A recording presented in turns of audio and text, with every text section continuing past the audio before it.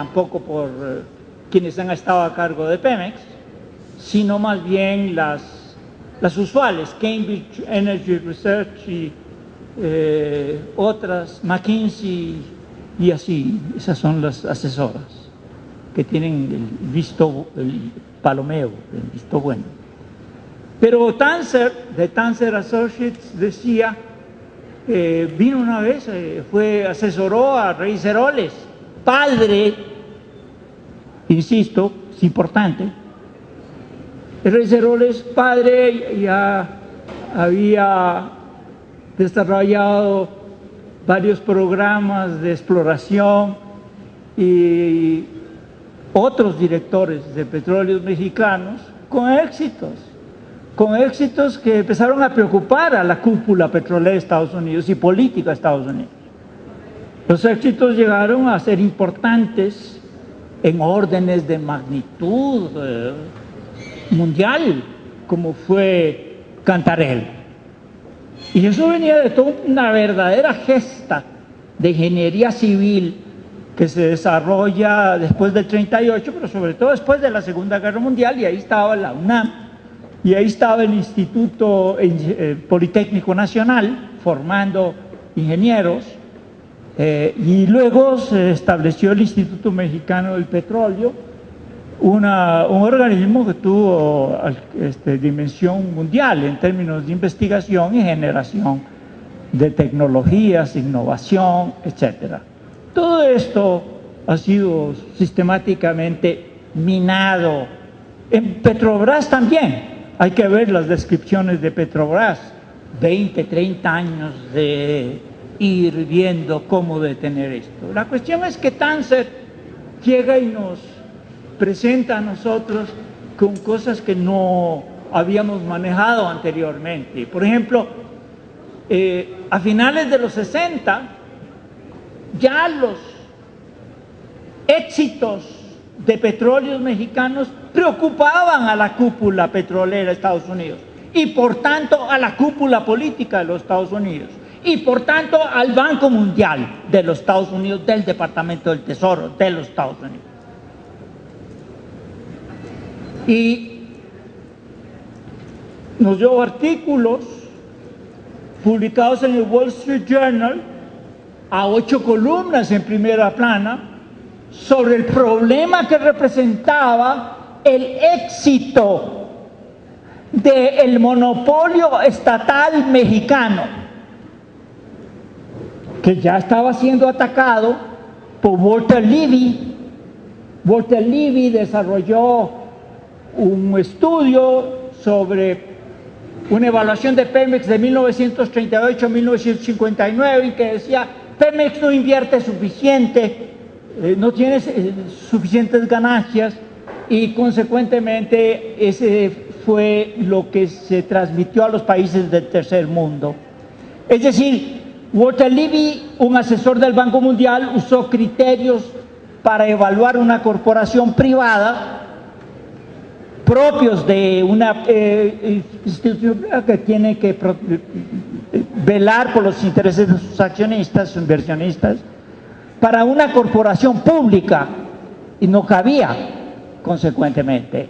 Es otra función la que tiene una corporación pública, que es promover el bienestar. Entonces, Tanzer desarrolla en un libro que es un clásico índices para medir el índice de desarrollo social en México de petróleos mexicanos, del uso de la palanca petrolera para estos fines. Y las tasas eran altas, bastante altas. Pero lo interesante era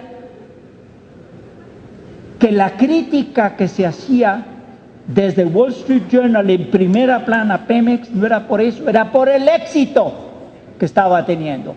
Había un empresario que fue, recuerdo el título arriba, decía que se preocupaba de que Pemex llegara a representar un paradigma para otros países de América Latina por su éxito, y desde luego más preocupante todavía para países del Oriente Medio.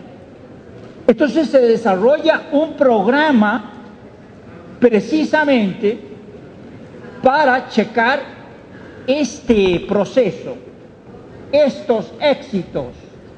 Y muy brevemente quisiera terminar refiriéndome a algunos aspectos de este programa. Este programa tenía como una meta, primero que todo, permitir contratos riesgo. Segundo, permitir la inversión extranjera al 100% en petroquímica. Tercero, dividir a Pemex en subsidiarias en competencia entre sí. Es decir, contrario a todo lo que hacen la industria petrolera en el mundo. La industria petrolera en el mundo es integración vertical es absolutamente esencial. En los Estados Unidos se rechazó una medida de esta naturaleza en los años 70, en el primer shock petrolero. Este proceso se llama divestiture, es un proceso antimonopólico que los asesores del Senado de los Estados Unidos dijeron no lo hagan porque nos quedamos sin empresas, porque hacen pedazos la empresa. Pues eso fue lo que el Banco Mundial vino a aplicarle a Pemex, con un enorme dispendio, porque entonces había gerente aquí, gerente por allá, director por acá y director por allá, una cantidad grande de proliferación y de gasto que desgasta a la empresa y además hacía muy difícil el funcionamiento por los precios, divergencias de precios de las filiales con otras en petroquímica, etcétera. Y bueno, sí tuvimos una enorme producción de productos para la petroquímica y todo eso fue decayendo, como se estaba pensando. Y estos procesos llevan entonces a un cuarto paso que es permitir la competencia doméstica e internacional a Pemex. Para eso se necesita el cambio de 27 y 28 constitucional, que es lo que está. Y finalmente, desarticular la empresa. Ese es el proyecto que está en las cartas por rama del Banco Mundial. ¿Y de dónde lo conocí yo? Gracias a la Heritage Foundation, que sacó un artículo basado en las cartas por rama del Banco Mundial, donde se especifica este programa. Yo lo leí en los años 80. Y está aquí ya el asunto. Bueno, en Petrobras hicieron lo mismo. Entonces, creo que es terriblemente importante tener estos antecedentes, porque si no se sabe de dónde venimos, no sabemos dónde estamos. Y este es uno de los grandes problemas que tenemos en las universidades contemporáneas por la influencia precisamente de estos organismos financieros internacionales, entre comillas.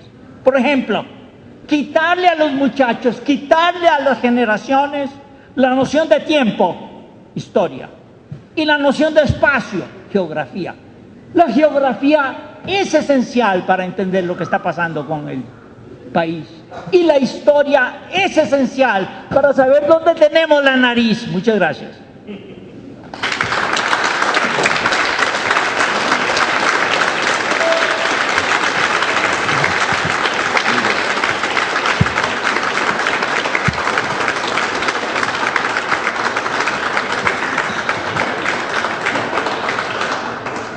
Muchísimas gracias al doctor John Sachs Fernández.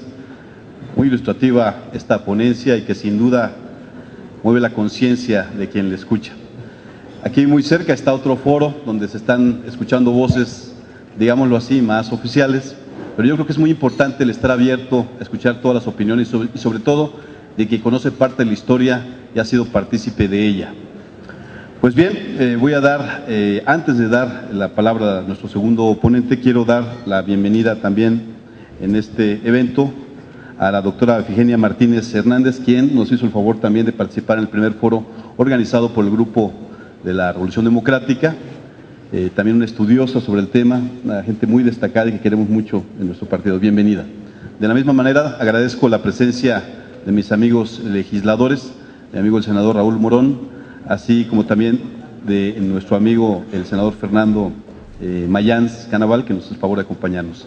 Recordarle a la amable concurrencia que se van a distribuir algunas tarjetas para que al final de escuchar a nuestros tres extraordinarios ponentes puedan formular algunas preguntas. Bien, pues sin más vamos a dar el uso de la palabra al maestro Carlos Gil Morales, quien desde el 2004 funge como director general de Pemex Exploración y Producción.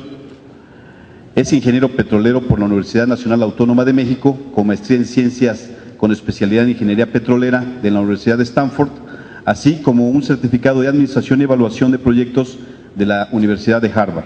Fue responsable del posgrado en ingeniería petrolera e impartió los cursos de ingeniería de yacimientos y termodinámica de hidrocarburos en la UNAM.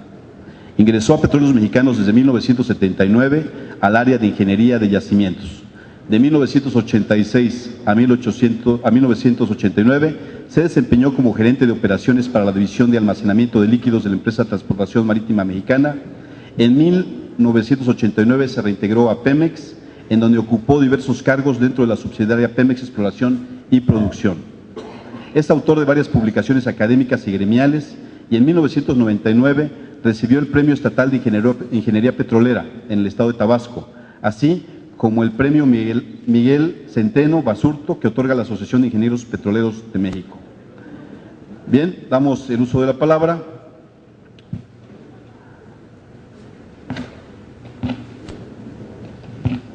al maestro Carlos Gil Morales. Adelante, maestro.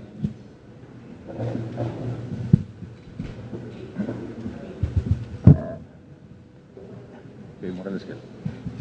Todavía no, el orden de los factores no altera el producto. Les agradezco mucho. Permítanme iniciar mi participación en este foro de discusión de la reforma energética, agradeciendo a la fracción parlamentaria del Partido de la Revolución Democrática la amable y distinguida invitación que nos han formulado y con gusto y entusiasmo aceptamos, para emitir nuestra opinión sobre un tema de primordial importancia para el futuro de nuestro país, como lo es el contar con un marco legal en materia energética que responda, en primer término, a las necesidades del pueblo mexicano y al mismo tiempo entendiendo el entorno global y los tiempos en los que estamos circunscritos. Sin duda, el objetivo fundamental de todas las fuerzas políticas de México debe ser el mejorar el nivel de vida de nuestros compatriotas. Esto quiere decir tener un trabajo digno que permita el acceso, primeramente, a la obtención de los satisfactores básicos, acceso a servicios de salud de calidad y a recibir una educación que permita aspirar a un mejor futuro para ellos y sus descendientes. Nuestro país tiene el privilegio de contar con vastos recursos naturales que le han permitido avanzar por el camino de desarrollo y que hoy continúan siendo un factor fundamental en la planeación del futuro de México. También, a lo largo de estos 75 años que han pasado, se ha logrado desarrollar un organismo descentralizado, Petróleos Mexicanos, al que exigimos que se comporte como empresa, lo confundimos con una institución de gobierno, lo exprimimos y lo fiscalizamos excesivamente, por lo que hoy se hace necesario entrar en un proceso de modernización. Vamos a ver la que sigue, por favor. En este contexto, vamos a ver un poco de cuáles son las condiciones que deben de regir, los conceptos que desde nuestro punto de vista deben de regir las decisiones que en este poder legislativo se tomen respecto al futuro de la industria de los hidrocarburos y a la industria energética en general. En el mundo, el consumo de energía proviene el 60% de los hidrocarburos y un 23% adicional del carbón, es decir, más del 80% son combustibles, se consume, mueve al mundo con combustibles fósiles.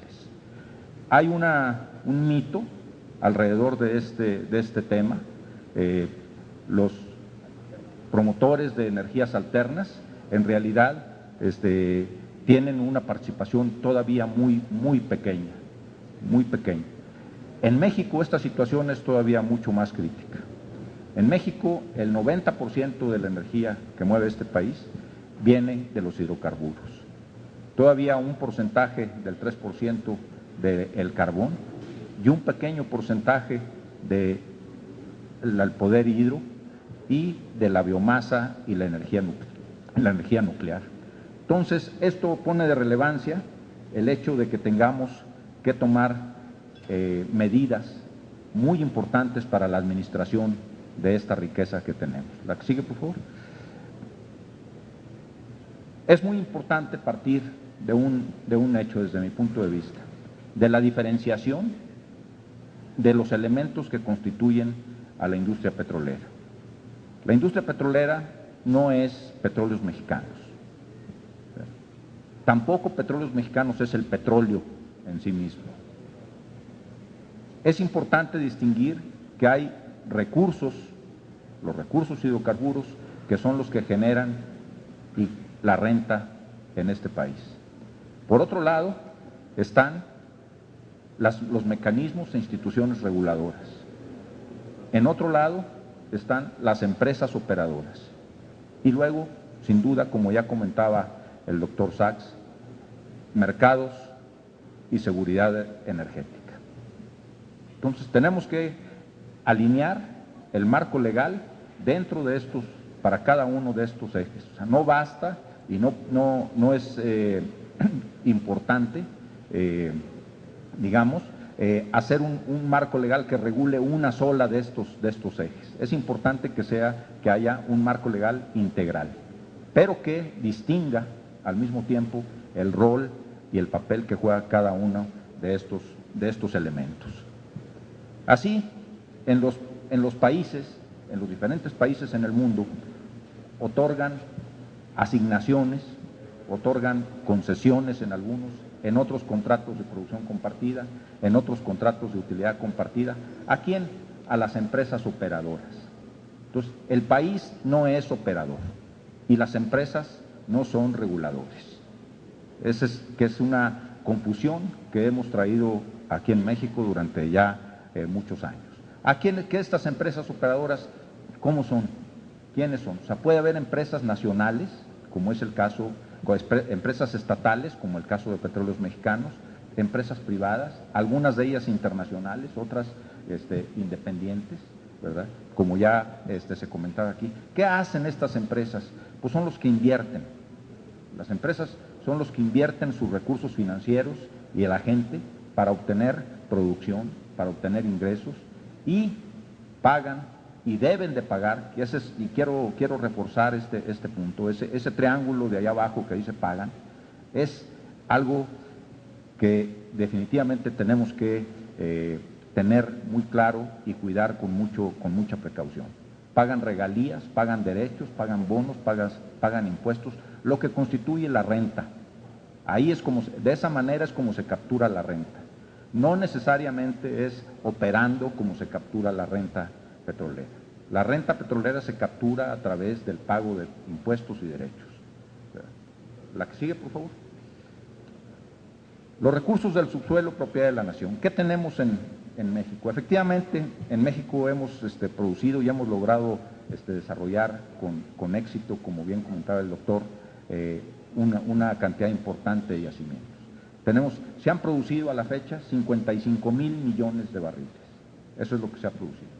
Tenemos clasificados como reservas otros 45,000 millones de barriles en las tres categorías, a nivel probada, probable y posible, que son las que ven ahí ustedes. Las tres suman 45,000 millones de barriles. Tenemos recursos prospectivos convencionales que suman 55,000 millones de barriles y recursos prospectivos no convencionales 60,000 millones de barriles. Entonces tenemos por desarrollar y producir todavía 45,000 millones de barriles ya descubiertos y por descubrir otros 115,000 millones de barriles. En total, 160,000 millones de barriles que suman lo que es el archivo o el contenido, el almacén de recursos hidrocarburos de México. Vamos a ver la que sigue. Distribuidos estos en las diferentes regiones. Cada uno de esas cuencas geológicas donde están esos recursos tienen diferentes oportunidades y diferentes rentabilidades. El costo de descubrimiento y desarrollo, más el costo de producción, en las cuencas terrestres convencionales aquí en México, tienen un costo entre 4 y 12 dólares por barril. Las no convencionales cuestan entre 25 y 35 dólares por barril, o sea, lo que se llama el shale gas y el shale oil. En aguas someras tenemos costos entre 6 y 16 dólares por barril. O sea, efectivamente hay lugares donde el costo es muy bajo. En aguas profundas, de 25 a 40 dólares por barril. Y en el caso del gas, andamos entre 1.5 y 3 dólares por millar de pie cúbico, y el precio obviamente no es de 100 dólares como en el caso del petróleo. El precio del gas es de 3.5 dólares por millar de pie cúbico. Entonces, eso es lo que hace, digamos, lo que distingue las diferentes cuencas, y lo que decide al final del día la rentabilidad es dónde poner el dinero para una empresa petrolera. Vamos a ver la que sigue, por favor. Hacia adelante, estos recursos pueden producirse, sí, o sea, puede aumentar la producción de crudo, sin duda se puede aumentar la producción de crudo, se puede aumentar la producción de gas, dependiendo del escenario. ¿Qué se requiere? Se requiere invertir. Se requiere invertir. Hoy en día estamos invirtiendo del orden de 24 mil millones de dólares, pero seguir invirtiendo esa cantidad cada año implica que nuestra producción continúe al mismo nivel. Se requiere, si queremos subir la producción, si queremos extraer ese recurso que está en el subsuelo, tenemos que ir a niveles de inversión del orden de los 60 mil millones de dólares. Quiere decir eso también que tenemos que perforar una cantidad mucho mayor de pozos que las que estamos perforando hoy en día. Vamos a ver la que sigue, por favor. Entonces, en este contexto, hay un tema que tiene que influir de manera importante en la decisión de lo que este legislativo va a tener que tomar en los próximos meses o semanas.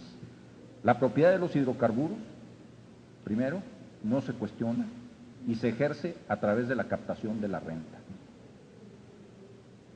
Es también muy importante que esa renta que se genera a través como consecuencia de la producción de los hidrocarburos apoye el desarrollo sustentable de la nación. Tenemos que tener claro que el valor de los hidrocarburos en la superficie es mucho mayor que el valor que tienen los hidrocarburos en el subsuelo. En el subsuelo, los volúmenes, por muy grandes que sean y por mucha certidumbre que tengamos, no valen, no benefician a nadie. También tenemos que tener claro que el valor del mercado está dado por la oferta y la demanda, y que para desarrollar esos recursos se requiere tener una capacidad financiera, capacidad técnica y obviamente contar con el recurso humano que conozca sobre los temas. El marco legal, por lo tanto, para poder lograr debe estar alineado con los planes de desarrollo. O sea, no podemos tener un marco legal desalineado con los marcos de desarrollo. Podemos sí querer que suba la producción, pero queremos tener un marco legal que restrinja, no es posible. No es posible, las dos cosas no son compatibles. Entonces, estas capacidades definen o limitan la velocidad de monetización, o es decir, la velocidad a la que queremos convertir los barriles allá abajo, los barriles que están en el subsuelo, a dólares y a pesos mexicanos y a carreteras y a hospitales y a universidades que nos permitan seguir creciendo. La que sigue, por favor. Eso es por lo que respecta a la decisión del recurso hidrocarburo. Desde el punto de vista de empresas, hoy en día nuestra empresa Pemex no tiene autonomía presupuestal. Se le asigna, como ustedes saben, un presupuesto cada año que se discute también en el Congreso y que compite indebidamente con proyectos de índole social, con proyectos de desarrollo social. Y no está, es una competencia que no es equiparable. Los otros proyectos tienen como consecuencia el desarrollo social, el bienestar. Aquí es generar riqueza, estos proyectos. Entonces, Pemex tiene que ser tratada como una empresa productiva con autonomía presupuestal. La que sigue, por favor. También, durante muchos años, Pemex ha sido limitada de manera legal en no tener asociaciones con empresas. ¿Qué impide esto o qué genera esta situación? Pues que Pemex asume todos los riesgos a los que está sujeto, el riesgo geológico, el riesgo financiero. Las asociaciones permiten compartir costos de investigaciones, de pruebas, de prototipos, alinean los intereses de proveedores. Esta es una práctica mundial, o sea, en el mundo todas las empresas forman asociaciones. Pemex no tiene esa libertad de asociación. La que sigue, por favor. También está sujeta a una fiscalización y una regulación excesiva. Estos son algunos de los actores que inciden todos los días en la operación de Petróleos Mexicanos. O sea, las flechitas esas a veces sí tienen un impacto muy importante en cómo operan. Así que, por otro lado, las empresas en el mundo tienen sus propios mecanismos de control interno y los empleados no son considerados como servidores públicos.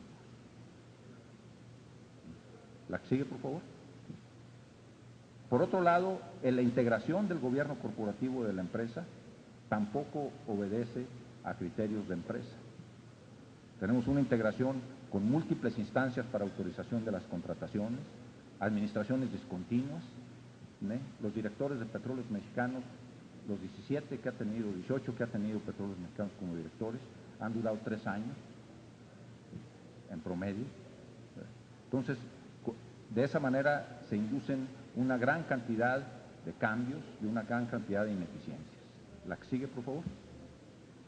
Por otro lado, tenemos un régimen fiscal que está prácticamente como el más digamos, duro de todos los que existen en el mundo, con excepción del de Nigeria. Nigeria es el único que tiene un régimen fiscal peor que el de nosotros.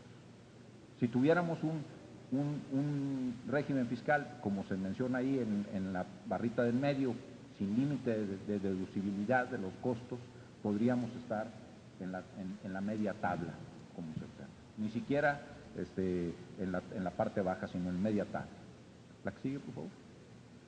Entonces, la empresa, por otro lado, demanda que se le dé autonomía presupuestal, que se le dé capacidad de asociación, que se tenga una fiscalización adecuada, no que se quite la fiscalización, no quiero que se malentienda eso, que tenga una fiscalización adecuada para lo que es, para hacer una empresa, que tenga un gobierno corporativo también adecuado y un régimen fiscal también de acuerdo a la práctica mundial. La que sigue, por favor. Por otro lado, si vemos a los mercados y seguridad energética, en México el gas, también por razones de rentabilidad, no porque no haya en el subsuelo, sino por razones de rentabilidad, no ha incrementado su producción al ritmo que ha crecido el consumo. Y eso ha generado, como se ve en la línea de abajo, en la línea anaranjada, que las importaciones hayan tenido un comportamiento creciente cada vez.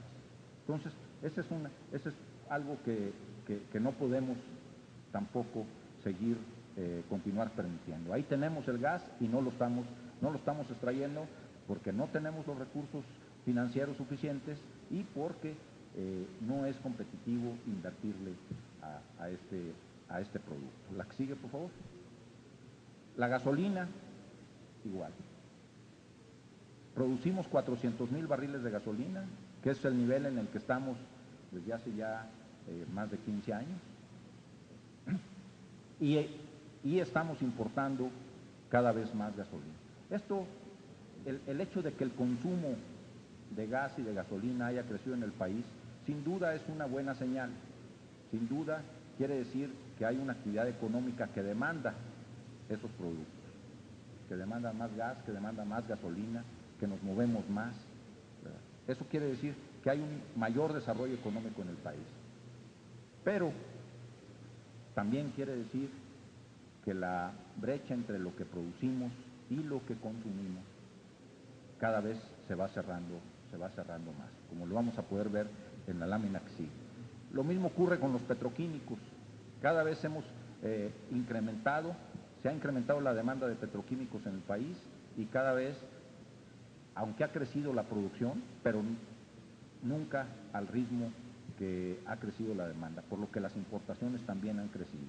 Esto como consecuencia ha traído, si la que sigue, una reducción de la condición de exportadores netos. Si exportábamos 6 o 7 dólares por cada barril, 6 o 7 dólares por cada dólar que importábamos, hoy estamos a 1.62. Hoy exportamos 1.62 dólares por cada dólar que importamos. Entonces, esta brecha se va cerrando. Si lo vemos desde un punto de vista más volumétrico, ustedes pueden decir que exportamos todavía 1.300.000 barriles de crudo y procesamos aquí en México 1.200.000 barriles de crudo. Ese 1.200.000 barriles de crudo que procesamos en México nos sirve para generar 400.000 barriles de gasolina.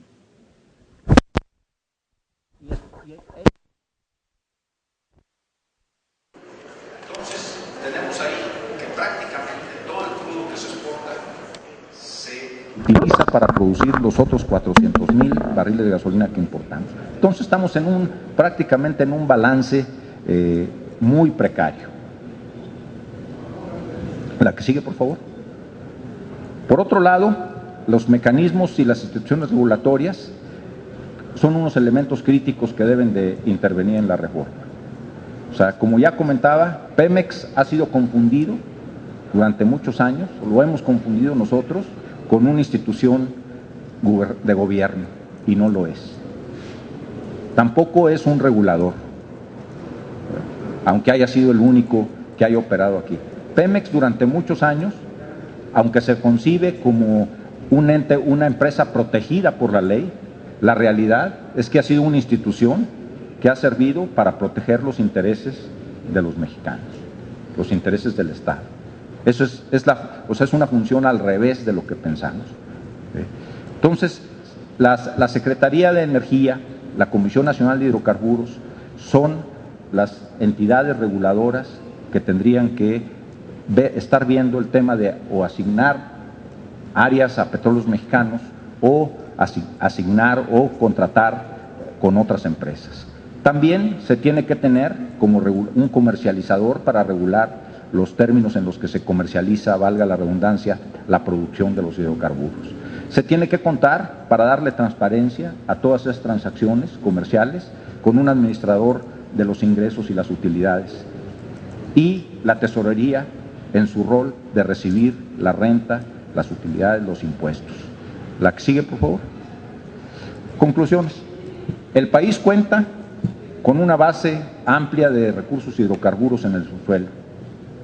También del análisis del mercado se deriva que hay que incrementar los niveles de producción de crudo y gas con dos objetivos.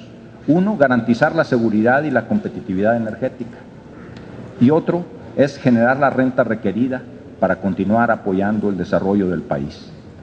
Lo anterior demanda de niveles de inversión y capacidad de ejecución que hacen evidente el contar con empresas adicionales que apoyen a Pemex en esta tarea.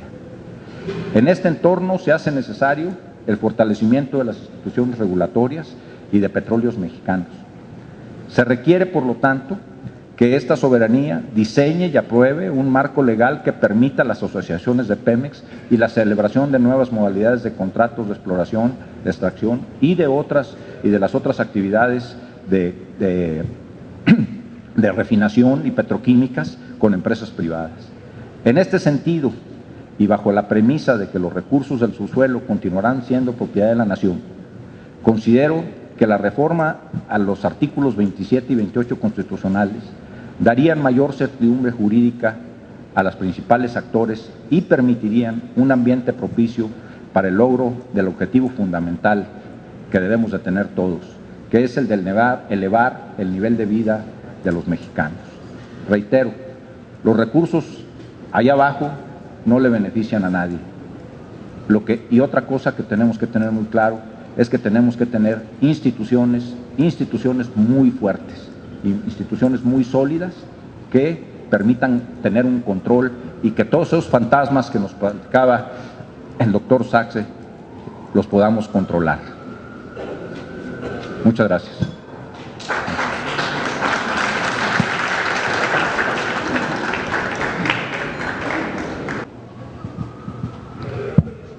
Muchas gracias al maestro Carlos Morales Gil por su participación. Sin duda, el tema de el alto porcentaje de importación que estamos haciendo en este momento de gasolina, de gas, de petroquímicos, es algo que debe de preocuparnos, siendo uno de los más importantes productores a nivel mundial de petróleo y que estemos dependiendo de la importación de estos hidrocarburos es algo absurdo. Justamente por eso necesitamos trabajar en una reforma que permita que esto cambie, una reforma que verdaderamente beneficie a un adecuado desarrollo del país, pero creemos que para poder lograr esto necesitamos generar un modelo acorde a las características de nuestra nación. Hay modelos exitosos sin duda, Noruega, Brasil, hace poco hacíamos una visita en Azerbaiyán que han logrado avances importantes. Sin embargo, un problema gravísimo que tenemos en nuestro país se llama corrupción. Y lamentablemente los altos niveles de corrupción que tenemos en muchas áreas, en muchas ocasiones impiden un adecuado desarrollo. Noruega tiene un desarrollo impresionante, sí, el fondo a nivel mundial mejor manejado de la renta petrolera, pero los niveles de corrupción y lo que le han puesto de atención a este gravísimo problema es algo que sí debíamos de tomar de ese modelo y tomar lo mejor de los colombianos y tomar lo mejor de los brasileños para construir nuestro propio modelo mexicano. Pues bien, sin más, vamos ahora a dar el uso de la palabra al doctor Miguel García Reyes, quien actualmente funge como jefe del Departamento de Posgrado de la Escuela Superior de Ingeniería y Arquitectura, Unidad Ticomán. Estudió Ingeniería Geofísica en la Escuela Superior de Ingeniería y Arquitectura del Instituto Politécnico Nacional. Obtuvo su doctorado en la Universidad Estatal de Moscú, Mikhail Lomonosov. Es presidente del Centro de Investigaciones Geopolíticas en Energía y Medio Ambiente y presidente de la Asociación Mexicana de Estudios Geopolíticos. Actualmente es miembro del Sistema Nacional de Investigadores del CONACYT.